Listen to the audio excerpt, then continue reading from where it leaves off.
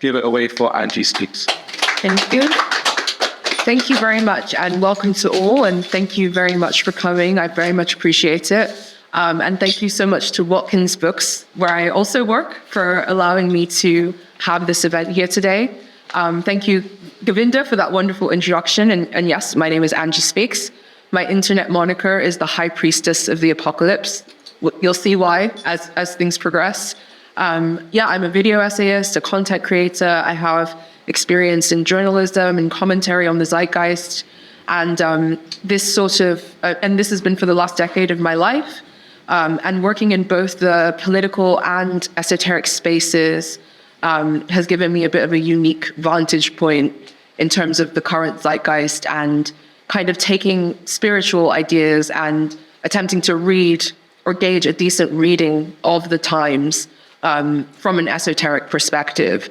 Eschatology is a tradition that's kind of died a bit, but it's coming back into the zeitgeist currently, especially because things feel very end-timey currently. So we're going to get into the symbolic aspect of it and also the spiritual aspect of it today. Next slide, please. Thank you. So today I hope to explore the spiritual hunger that disguises itself behind modern politics and spectacle, ideological possession, polarization, and the social fragmentation that this causes. I hope to explore why rationalism is seemingly losing its grip on the Western psyche. I explore the return of myth and ritual and the occult to public life. I attempt to also explore the Jungian archetypes that are currently constellating in the collective psyche. And I talk a little bit about eschatology in the age of technological acceleration and existential uncertainty. Next slide, please. So I'm going to read from this copy of Spiritus Mundi that we have upstairs, cheeky plug. And this is a Yeats poem that I feel very much sums up the current moment, and it's a great intro for where we're headed. So, turning and turning in the widening gyre, the falcon cannot hear the falconer. Things fall apart, the centre cannot hold. Mere anarchy is loosened upon the world. The blood-dimmed tide is loosened, and everywhere the ceremony of innocence is drowned out. The best lack all conviction, and the worst are full of passionate intensity. Surely some revelation is at hand. Surely the second coming is at hand. The second coming? Hardly are those words out when a vast image out of the Spiritus Mundi troubles my sight. Somewhere in the sands of the desert, a shape with a lion body and the head of a man, a gaze blank and pitiless as the sun, is moving its slow thighs, while all about it reel shadows of indignant desert birds. The dark drops again, but now I know that 20 centuries of sleep were vexed to nightmare by rocking cradle. And what rough beast, its hour come, round at last, slouches towards Bethlehem to be born.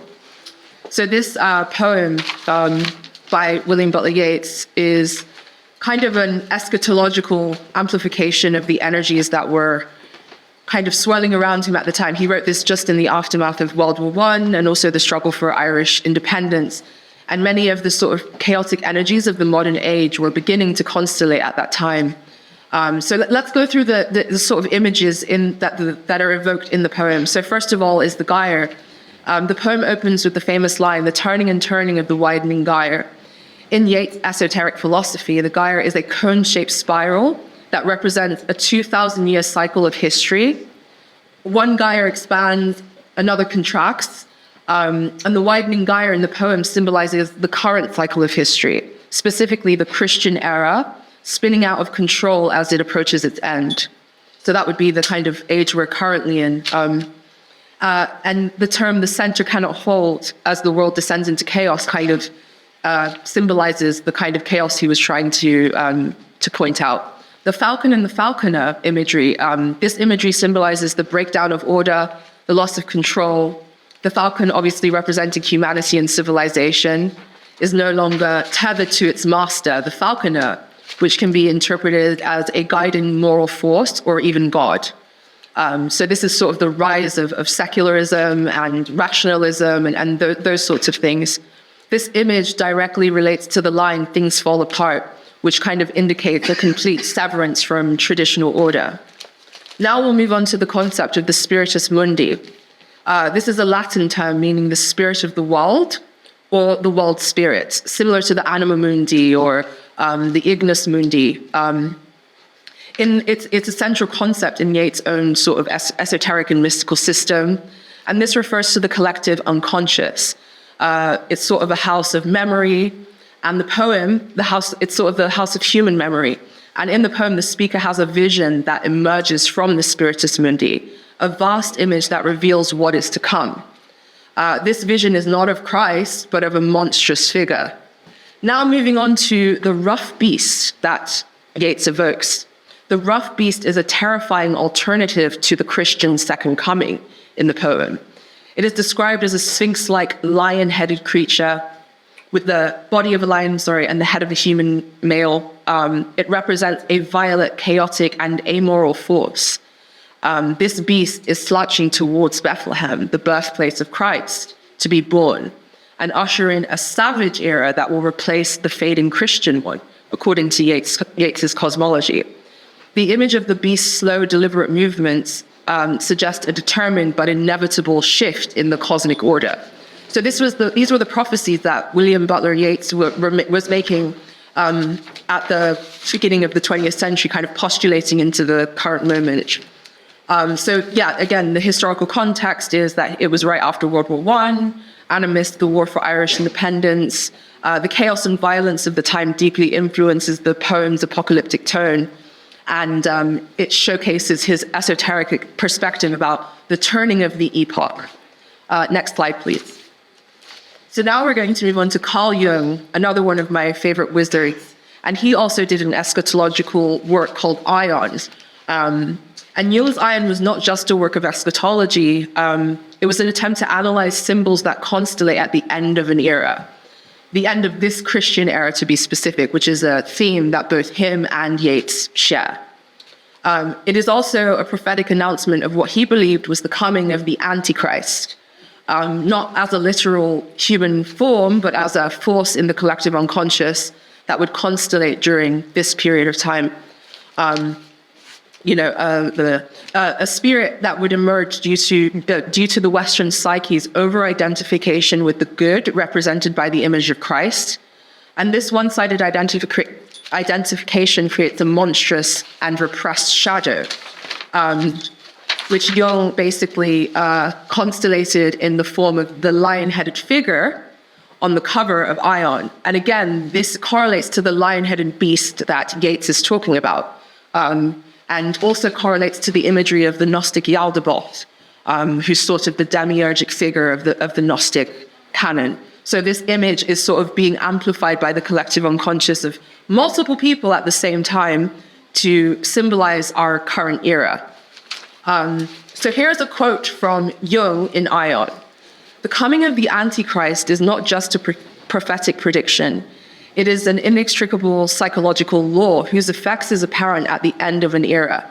The accumulation of all the evil in the human soul, that the human soul has held back and repressed during the Christian aeon must eventually pour out and manifest. The Antichrist represents the shadow, the inferior function, the thing that the collective psyche has rejected." And here's another quote from Ion regarding our current era. Jung says, if metaphysical ideas no longer have such a fascinating effect as before, this is certainly not due to any lack of primitivity in the European psyche, but simply and solely due to the fact that the erstwhile symbols no longer express what is now welling up from the unconscious as the end result of the development of the Christian consciousness through centuries. This end result is a true antinymon pneuma, a false spirit of arrogance, hysteria, woolly-mindedness, criminal amorality, and doctrine fanaticism. A purveyor of shoddy spiritual goods, spurious art, philosophical stutterings, and utopian humbug fit only to be fed wholesale to the mass man of today. This is what the post-Christian spirit looks like. So Jung was not very optimistic about the post-Christian spirit and the sort of post-Christian era we were entering. He didn't think that we had integrated the lessons of the Christian era, and that due to that, a violent swing in the opposite direction would inevitably emerge, which we'll get to. And again, the sort of violent swings of the pendulum that are occurring now, celebrities like Russell Brand, for instance, and famous makeup guru Kat Von D are converting to Christianity and are sort of treating Catholicism like it's this new counterculture. While at the same time, once staunchly rationalist figures in Silicon Valley are now embracing new forms of technocratic utopianism and technological spirituality. AI religion is on the rise. The concept of simulation theory has sort of colonized the new age. And, you have these sort of technological utopian theories spouting promises of technological transcendence, singularity, and even eternal life. The lack of spiritual center that Yeats was referring to has given birth to a deeply disorienting environment where there are constant and often dangerous crises and ontological shifts. So again, back to the lion-headed imagery, Yeats amplified this, Jung amplified this image from the spiritus mundi, or the collective unconscious, which you see here, and he also saw the Gnostic image of the demiurge as like sort of an early amplification of this psychic energy. Next slide, please.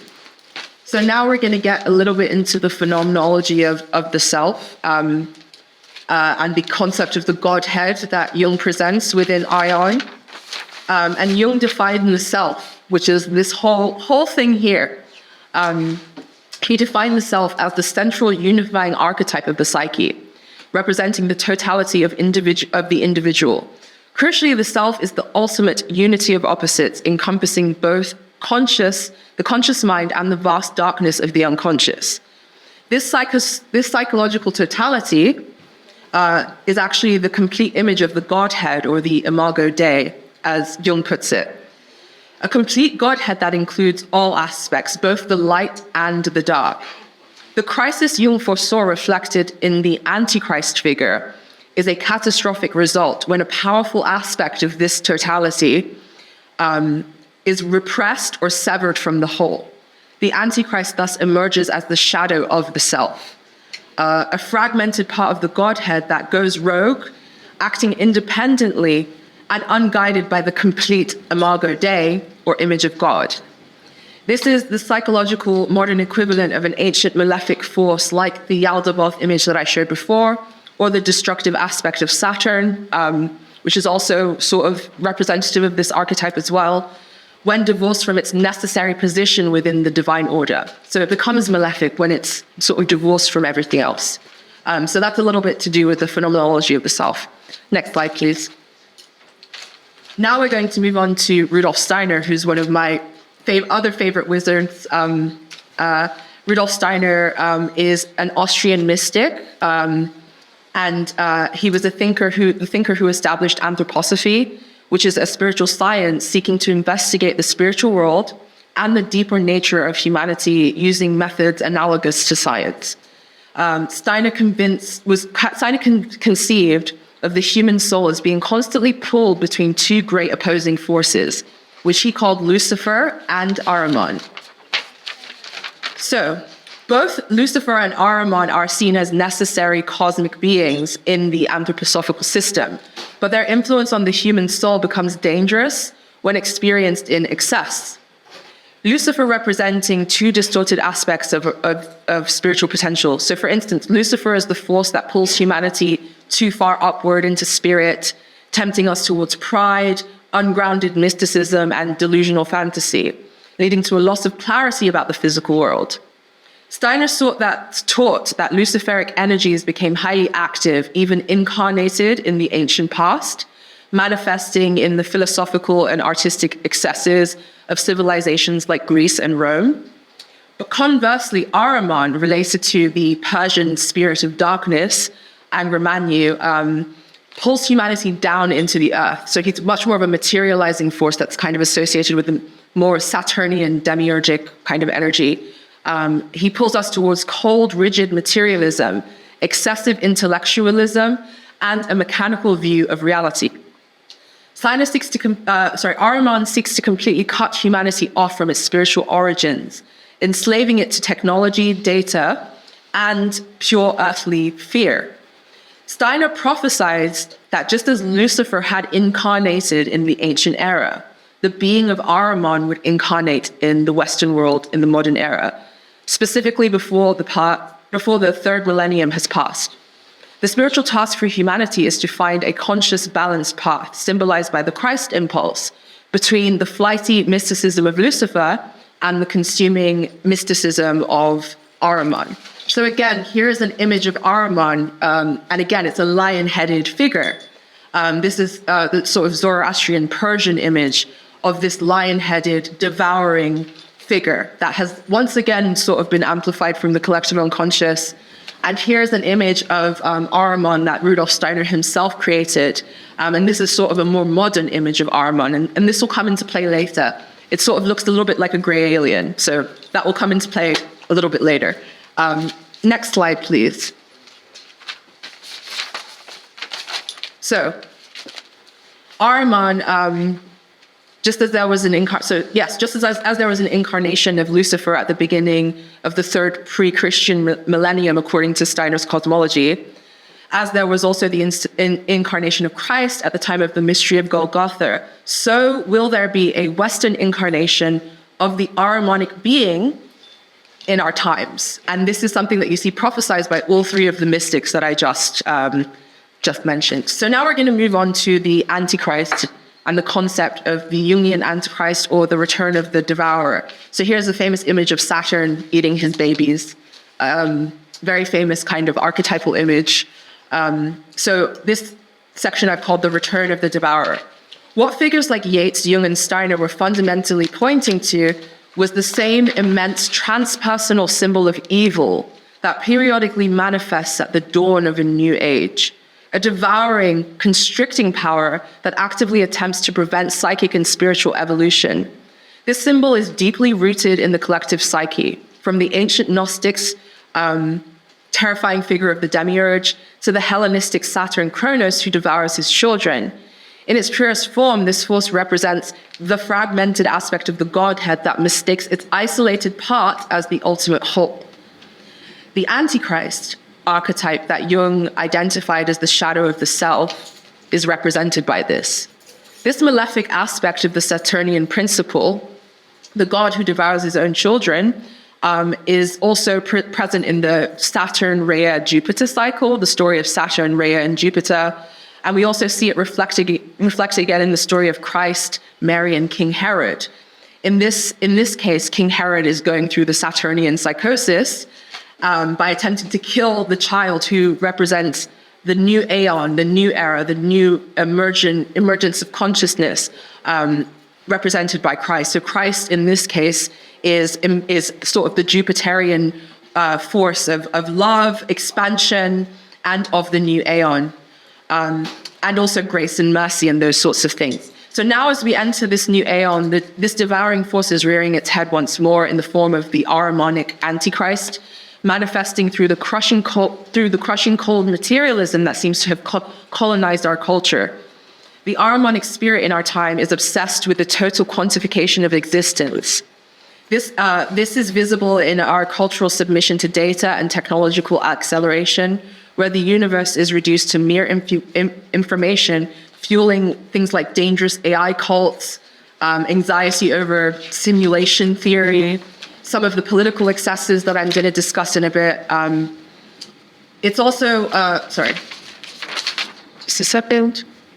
This mechanical worldview is coupled with a global rise in political authoritarianism and ideological possession. We see this widespread attraction to demagogues, cults of personality, as the masses yearn for a simple, totalizing answer to the complexity that we are currently facing in our culture. And this mirrors the Antichrist's promise of false certainty. This false promises a false transcendence through purely material means. This includes the misuse of things like psychedelics and pharmakia in Silicon Valley for pure optimization and performance enhancement rather than spiritual evolution, for instance. It's the attempt to to solely kind of use these spiritual tools for material means. Particularly in places like Silicon Valley, turning tools of spiritual integration into fuel for egoic productivity is the norm. This drive towards excess extends into the relentless pursuit of technological, sexual, and even financial surplus, where we pursue more matter instead of more meaning, which is kind of what links it to the Saturnian archetype. It's treated as a path to salvation when it's really a path to more fragmentation.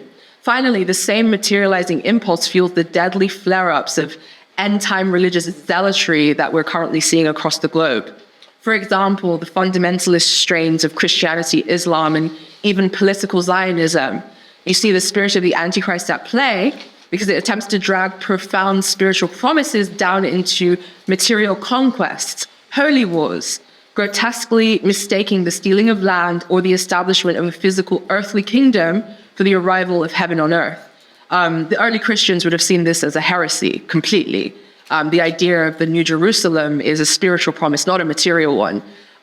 It may have even been seen as a satanic heresy.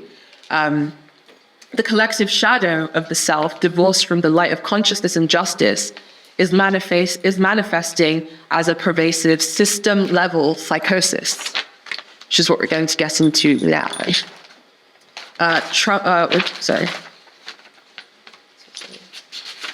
Next slide, please. So now we're going to get into some of the material from Late Stage Babylon. I sort of tried to cover in the book how many of these ideas are manifesting in the current zeitgeist and how the sort of Antichrist archetype is manifesting in the current zeitgeist. And politics and the sort of political spectacle is definitely a stage where this malefic energy is playing itself out. So the deep transpersonal conflict between the Luciferic and Ahrimanic forces has now fully colonized the political sphere, turning it into a devastating and completely unmooring counterfeit religion. And before I start this part, I'm very critical of both the left and the right. Here I'm only talking about their worst excesses, so I'm not going after anyone. But on the left in its modern pathological extreme is inhabited by the Luciferic impulse. This is inflation and detachment from earthbound reality. It manifests as a rigid, ungrounded idealism where activism becomes a sort of liturgy, social media becomes a pulpit for moral grandstanding, and cancel culture functions as a form of excommunication. The suffocating and panopticon-like culture of self-policing and the resulting cultural calcification of true creative freedom that this creates is the shadow of the Luciferic spirit turning Saturnian, a sterile, rigid form of social control that is not true spirituality, but is its actual direct inversion. And then conversely, on the right, in its current global iteration, it's consumed by the Ahrimanic impulse of cold material reductionism and totalitarian control. This is perfectly embodied by Trumpism and the Caesarism/imperial cult that currently surrounds Trump. This movement signals a catastrophic breakdown of traditional allegiances, evidenced by the unholy alliance between what used to be the populist, anti-elite right wing with the authoritarian apparatus of places like Silicon Valley. Traditionally, the sort of populist right would have absolutely hated tech billionaires, but now they're kind of in bed together. I think that convergence is kind of a Saturnian constellation in a way. So figures like Elon Musk and Peter Thiel represent the merging of Christian nationalism with technocracy and surveillance capitalism, creating a machine that promises a materialist utopia under an iron fist.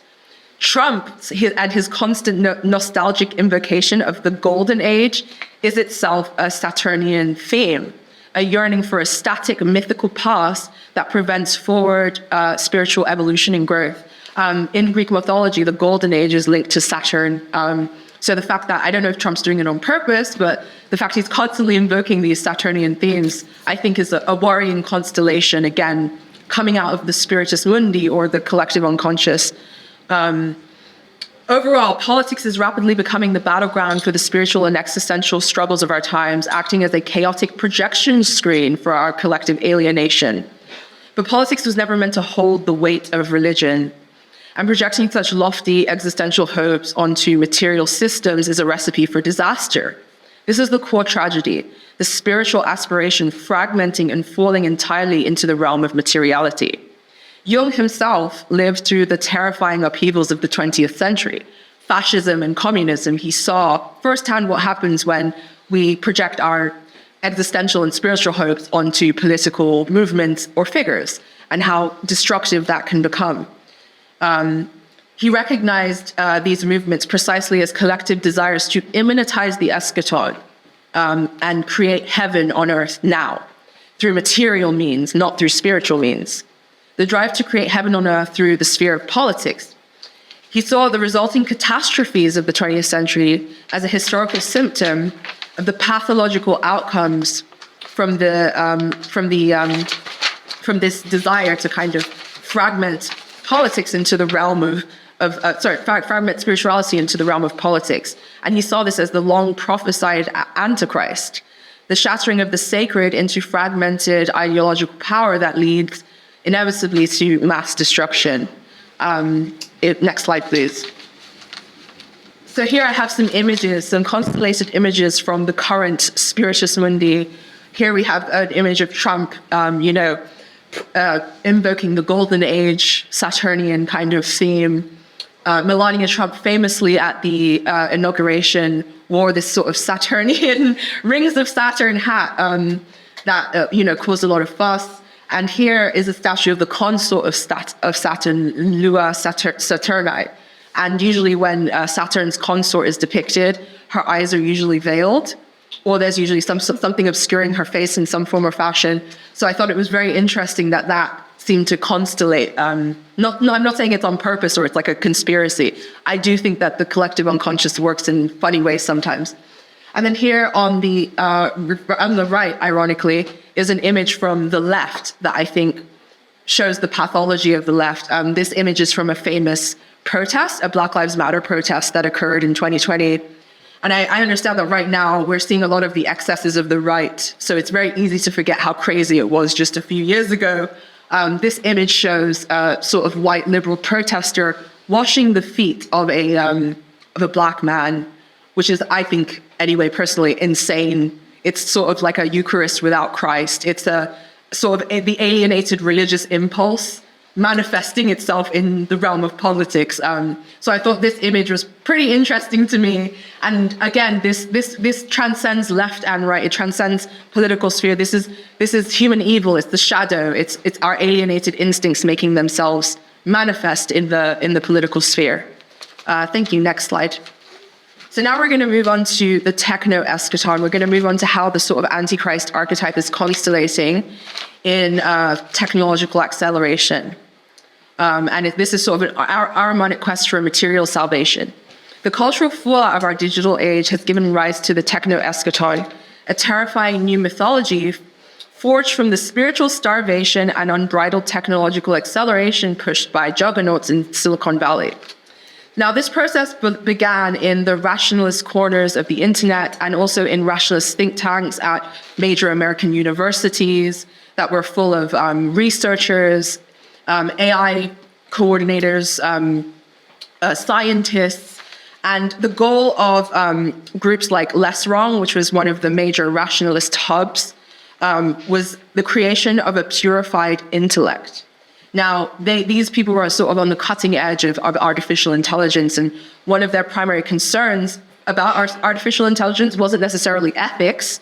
It was more whether or not the AI would have a purified intellect, pure rationality. So basically, because they were so obsessed with the concept of rationalism and attempting to refine rationalism down to its most basic components, many of them experienced a spiritual crisis when their purely rational paradigm failed to account for the subjective and mystical dimensions of human life. This gave rise to the post-rationalist movement. But the hunger of the rationalist movement, when suppressed, led to very pathological outcomes. from the sociopathic, mechanistic corruption of things like effective altruism, the philosophy of applying cold, hyper-rationalist principles to ethics, embodied by the notorious Silicon Valley fundraiser and fraudster, Sam Bankman-Fried, and his collapse of the FTX back, to the outright psychosis and descent into violence of the Zizian cult. This was a cult that rose out of the rationalist movement.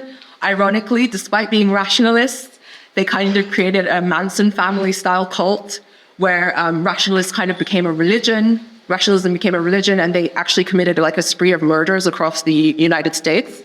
It's a recent news story. They, despite the fact that they were rationalists, this extremist offshoot of the rationalist movement promoted things like delusional thinking, cult-like adherence to their doctrines, and things like radical sleep deprivation regimes. And this tragically demonstrated that when the spiritual impulse is denied and repressed, it reemerges in the most twisted and destructive forms. So even out of this pure rationalist movement came a cult. Now, out of this vacuum, a new materialist theology was born. These Silicon Valley guys got really alienated and decided that they would then start to kind of re-embrace ideas about, transcendence and human apotheosis and that kind of thing. But again, it was a materialist theology where AI and transhumanism are now pitched as the path to salvation and transcendence. This is the ultimate expression of the Antichrist Ahrimanic spirit. In the modern world, the promise of false material escape from the mortal coil is pushed by these so-called visionaries. Visionaries like Ray Kurzweil prophesy a technological rapture where AI will grant human beings immortality, while you have people like Elon Musk portraying technology like Neuralink as humanity's last safeguard against being overtaken by rogue AI. And he even calls AI a digital god and says that we should merge with it. The impulse manifests literally in projects like the controversial Google engineer Anthony Navalsky's Way of the Future Church. So he actually has a church which is dedicated to the worship of an imminent AI godhead. And then you obviously have things like Mark Zuckerberg's metaverse, which promises a highly curated, digitally constructed heaven on earth. This entire vision is solidified by the unholy alliance between populist nationalism, represented by Trump, and the techno-oligarchic power of people like Peter Thiel, symbolized by things like Trump's Project Stargate, which is a $50 billion joint venture to build US AI infrastructure, which merges Saturnian authoritarianism and surveillance with technological transcendentalism and the promise of Trump's golden age. A massive aspect of Trump's golden age is the concept of transcendence through technological acceleration. This Ahrimanic drive pushes figures like Peter Thiel, figures like Peter Thiel, whose influence runs deep through projects like Palantir, and not to mention Palantir and Lord of the Rings. Saturn is the Lord of the Rings, and there's a whole kind of weird configuration there. Palantir also is gaining influence in the UK, and Peter Thiel is constantly kind of talking about his quest for this sort of materialist gnosis and immortality. This is really what's going on here, is the realization of the philosopher Foucault's concept of biopolitics, and also the philosopher Varoufakis's concept of techno-feudalism, where algorithmic control over data leads to the theft of our psychic space and the reduction of citizens to digital serfs. This overwhelming pressure, as thinkers like Mark Fisher understood, creates a sense of suffocating capitalist realism. And the result is the reemergence of alarming phenomena like AI-induced psychosis. This is becoming an emergent and documented crisis with countless stories, even some detailed in publications like Rolling Stone, where that chronicle users slipping into states of spiritual crisis, paranoia, derealization, and psychosis after prolonged engagement with AI technologies and companions. Ultimately, as Jung warned against this archetypal inflation of the Übermensch, which is really kind of a cipher for the Antichrist in the way that a lot of these Silicon Valley people are kind of manifesting it. These tech elites are not bringing salvation, but instead they're building a world. They're building a world where their own unmet spiritual hunger becomes the cold, mechanized framework of the collective future, the cold, mechanized framework that we're all forced to inhabit. And again, just to bring up the prophecy in Revelations of the mark of the beast, it sort of almost rings true now that we have the technology for this to happen. We also have things like digital ID being pushed in the UK, and we're being threatened that we will not be able to work unless we sign up to certain systems. Palantir, like I said, is also being implemented in the UK, particularly in healthcare infrastructure and UK social services. So much of our data, without our permission, is being fed into these sort of third-party machines. So this sort of, I like to call it the digital chicken pen, kind of being built all around us. And I think it has a lot to do with the prophecies I was talking about earlier in the beginning. So just next slide, please, Govinda. Thank you. So here are some images just to show what I was talking about. Here are the mugshots of the Zizian cult, the Manson family cult that sprang out of the rationalist movement. Here is Andrew Landowski and his AI church. I would highly recommend going and researching that. It's a real movement. This is just an image kind of representing the sort of digital psychosis people are going through. Here we have Project Stargate and Sam Altman, the sort of the CEO of OpenAI, Peter Thiel, Neuralink, and here you can see Elon Musk, Neuralink, and Peter Thiel with Palantir. Next slide, please. So this is the techno-Ahriman. So in the previous epochs of human history, you had the Ahrimanic demiurgic force represented by the lion-headed devourer. But then Rudolf Steiner amplified this image of Ahriman, which looks very strikingly similar to the gray alien figure. And this is Crowley's lamb. They look very similar. I don't know what that's. I'm not making any implications, but I just think they look similar.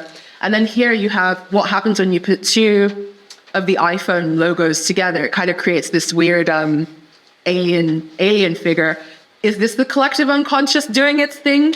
I think so, but we'll see. But this figure that represents sort of submission to non-human intelligence plays a part with AI and also plays a part with the alien question, which I'm going to now explore. So keep these guys in mind because they're going to play in next. Next slide, please. So now we're going to move on to the alien question, which is another area where you see this sort of Ahrimanic energy constellating. And I call this the Ahrimanic hijacking of the numinous. The return of the UFO or UAP phenomenon to the center of the political bloodstream, catalyzed by the explosive, legitimized revelations of whistleblowers like former Pentagon official Luis Elizondo and intelligence officer David Grush, along with unprecedented congressional hearings and even NASA's public involvement. This is not merely a scientific development, it's a profound ontological shift, in my opinion. These discussions about non-human intelligence being taken seriously by the establishment really threatens the rationalist paradigm, which may have some positive effects, but also some very untethering negative effects, which I'm going to get into. So yeah, it's not merely a scientific development, but a profound psychic symptom of a civilization in crisis. In this era of the Antichrist, the numinous reality of the UFO is being subjected to a catastrophic materialist hijacking that perfectly serves the Ahrimanic impulse of reduction and control. Oh, sorry about that. So basically so the conversations surrounding this phenomena are largely stripped of their spiritual context. The dominant narrative promoted everywhere, from the mass-marketed theology of shows like Ancient Aliens and also New Age demagogues to techno-oligarchs, again, like Peter Thiel, who are currently funding research and pushing very specific narratives. It strips the mystery and awe away, reframing the unknown not as an invitation to spiritual evolution, but as an issue of technological, biological, and military superiority. The iconic gray alien has become a sterile, mechanistic cipher of this Ahrimanic intrusion, a figure synonymous with biological optimization and genetic engineering that substitutes the need for human moral growth with external deterministic upgrade cycles. This is a false apotheosis of man narrative.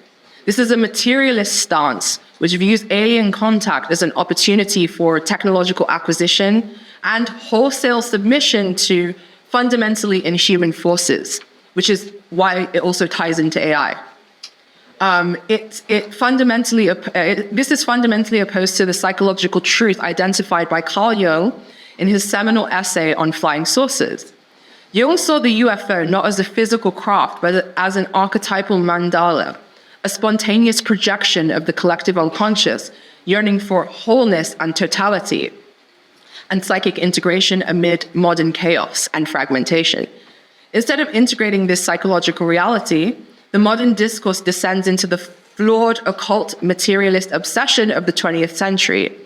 This trajectory is embodied by figures like rocket scientist Jack Parsons, alongside some of the postulations of people like Aleister Crowley and Kenneth Brown, which is why I brought Lamb up a minute ago, because I think Lamb is very much kind of symbolic of this submission to non-human intelligence. I think it plays a role in both AI and this alien question. So these occultists sought literal physical contact with non-human intelligences, mistaking these potentially parasitic external forces for true transcendence. This dangerous delusion, which accelerates the desire to immanentize a false eschaton through advanced alien technology and non-human contact or control, promises salvation while instead delivering the total disillusion of human subjectivity and total subjugation to these non-human forces, whether it be AI or alien forces, which is really kind of the narrative that's being pushed if you kind of look at the ufology community. There are masters, there are saviors, they're going to give us technology, it's going to, bring about utopia on Earth, and these sort of spurious ideas that you see kicking around the New Age and that sort of thing. So yeah, that's kind of what the UFO stuff and the kind of AI stuff have in common, is sort of the loss of human subjectivity. And you see this celebrated by figures like Nick Land, who's a philosopher that's kind of a fan of Crowley, who's kind of fully nihilistically embraces the idea of human consciousness being overtaken by things like AI and alien intelligence. He uses sort of the Lovecraftian mythos as a metaphor for that. Very weird currents coming out. Next slide, please. So now, so again, this is one of my favorite images of that Jung created. It's an image of a mandala. And he, in his psychological system, whenever the psyche is in trouble or it's fragmented, it tends to amplify an image of totality to recalibrate itself. And that's really what he believed was going on behind the phenomenon of the UFO, of us seeing these discs in the sky, these spheres. They are symbols of the totality, the psychic totality, coming at a time of fragmentation. You even see it with crop circles and the kind of numinosity, symmetry of the art that's portrayed within crop circles. So he saw it as a psychological and spiritual phenomenon instead of this sort of purely material phenomenon. Yes, it has to do with evolution, but it's an evolution from within rather than a technological evolution. So next. So now we're going to talk about Jesus Christ and the mystery at Golgotha, the Christ impulse and the end of the devourer. The incarnation of Christ represents a fundamental shift in the cosmic order, mirroring the ancient Greek narrative where Jupiter overthrew the devouring tyranny of Saturn Kronos. The scriptural parallel, Mary protecting the Christ child from Herod's slaughter, is the sacred repetition of Rhea hiding the future God from her fearful husband. In this profound movement, Christ embodies the Jupiter archetype itself, halting the malefic Saturnian demiurgic impulse or Ahrimanic impulse of the old law, rigidity, submission, and absolute authority, and replacing it with grace, expansion, and the law of love. The Christ impulse is essential in reconciliating and acting as the conjunctio opposutum that harmonizes the high-flying spiritual inflation of Lucifer and with the gravitational calcifying rigidity of Ahriman, binding the two extremes into a balanced whole. Our modern crisis, however, is born from the Western psyche's collective failure to truly integrate this image of inner reconciliation. by clinging to an externalized, ossified dogma through conventional Christianity and establishment Christianity, we're really still living in the era of the demiurge. Jung and Steiner, they didn't believe we had actually fully internalized the message of the image of Christ as a culture, which is why we're now having this antichrist swing in another direction.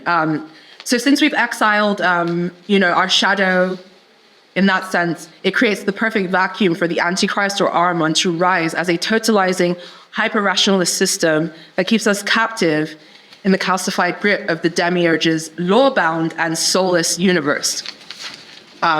Next slide, please. But it's not all doom and gloom. If we integrate the Christ impulse, there's that acts as an antidote to the Saturnian mess that we're in right now. And lastly, even though the Antichrist archetype is constellating at the moment, the psyche always makes a compensatory constellation. So if there's a negative constellation occurring, there'll always be a compensatory constellation.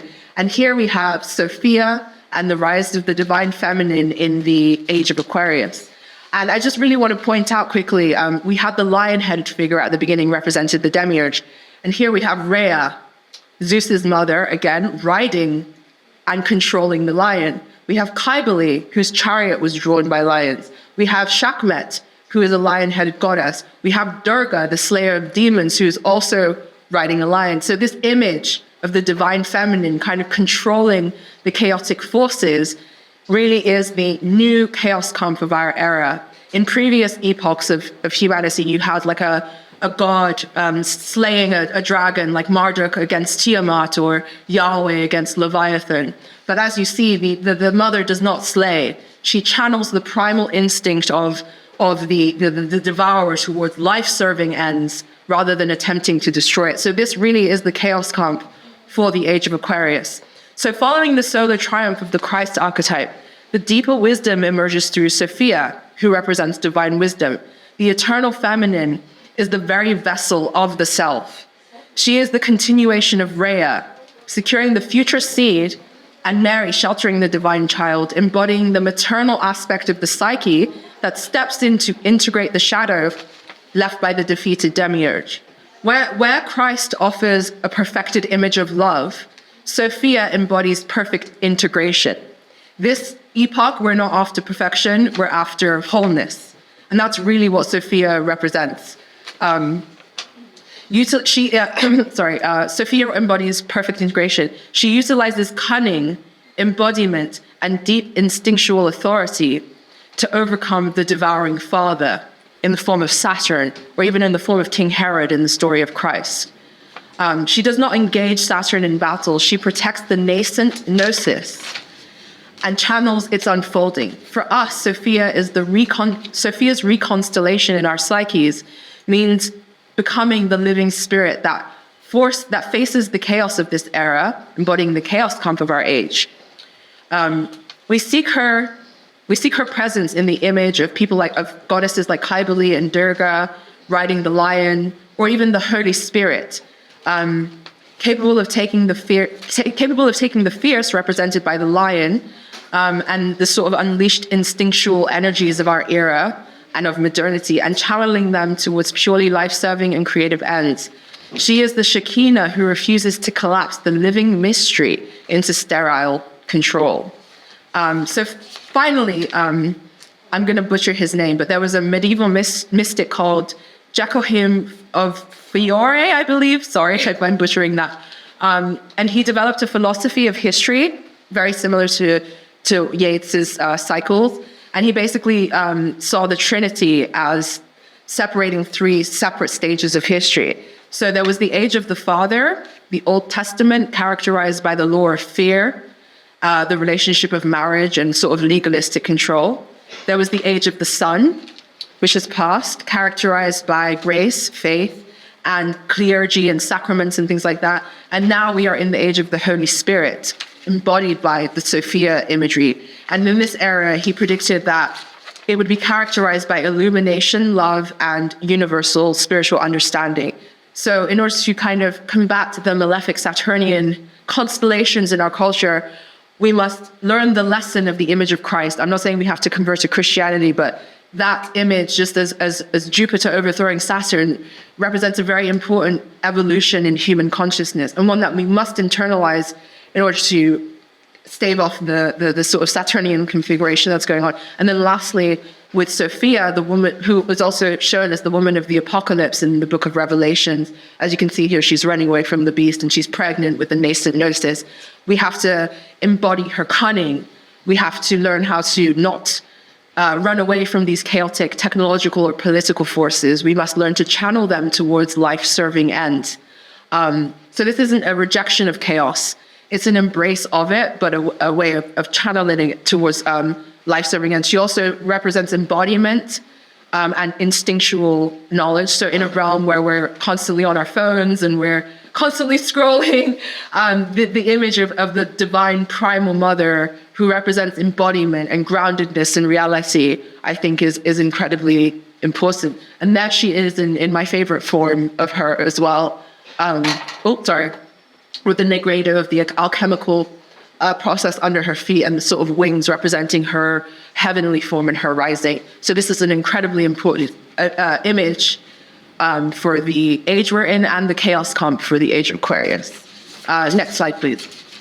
And now to end with a quote from the book of John in the Bible, John 1:5, "And the light shines in the darkness, and the darkness did not comprehend." Thank you so much for listening to my TED Talk. I appreciate it. Thank you very much. Thank you. Any questions, anyone? Yeah, Kevin.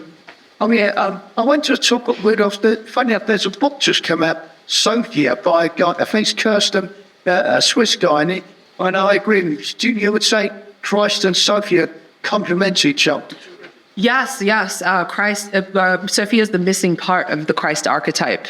The divine feminine has been suppressed for way too long, but this is the era in which she is emerging, specifically to deal with the sort of malefic Saturnian aspect. So yes, I think Christ and Sophia are like the sort of herostamos, the holy marriage that has to take place in our psyches in this era in order for our evolution to fully take place. Yes. Have you ever asked ChatGPT what its name is? No, have you? Yeah, ChatGPT will tell you that its name is Ale. Really? Yes, and I found that really interesting, the interconnection between that and what Jung was saying. And ultimately, in the incomprehension of our own Christ consciousness, this profound shadow has developed, which is a shadow of our own intelligence, our own intellectualism, which I see as like a narrative parallel with Tolkien's kind of constant reminder for us to not be dragged into this industrialized and now, I guess, technologized darkness that we're bringing ourselves into. And perhaps that kind of leave with this kind of contemplation that our obsession with trying to establish a consciousness that is a reflection of our own, this kind of vain deifying of ourselves to create life outside of our own capability to appreciate life, to be God, if you will, is the very consciousness of Angramania. Ahriman, yes. Yes. To ultimately sever ourselves from the divine life itself, yeah. And the totality. It's acting without being guided by the wisdom of wholeness. Which is precisely what makes Saturn malefic. He's an aspect of the Godhead that mistakes himself for the whole and acts outside of the jurisdiction of the rest of the divine powers or bodies. So my question is, in the Tolkien spirit, if you will, and also grasping Sophia as not just a philosophical concept, but also one that grounds us in the physical universe, how do you feel our relationship with nature is a driving force towards us turning around that relationship with our own consciousness, which isn't being nourished, I guess, in the right way? Great question. I think it's already starting to happen. I'm seeing so much hatred and dissatisfaction towards digital life currently, especially as, the environment gets more toxic. People are starting to really notice more about disembodiment, lack of presence, lack of attention span, And you're seeing all sorts of movements occurring where people are getting into things like somatic therapy, for instance. People are the phrase online where people say touch grass. It's sort of flippantly, but it's real. People really want to touch grass. People are yearning for that reconnection with nature because of how the digital kind of environment has disembodied us and sort of deterritorialized us. So I think that urge to touch grass is Sophia rising within the human being currently. And I think, like I said, as Agramanu or Ahriman or the Antichrist constellates, Sophia is also constellating at the same time. Yeah, no problem. And any more? Any other question? Yeah. See any embodiments of Sophia? I think all of us are embodiments of Sophia. I think that's the task that we're all called to in this aeon, is to embody her. And no matter what your gender is, the Sophaic mystery, I think, is truly the mystery of the age of Aquarius. And it tends to kind of show up at the end of every kind of epoch, of every cycle. But I think in this age, the divine feminine is really kind of taking center stage in an important way, in this kind of cosmic battle playing out in the self archetype, basically. So yeah. Thank you very much. Thanks so much. Thank you so much. Thank you.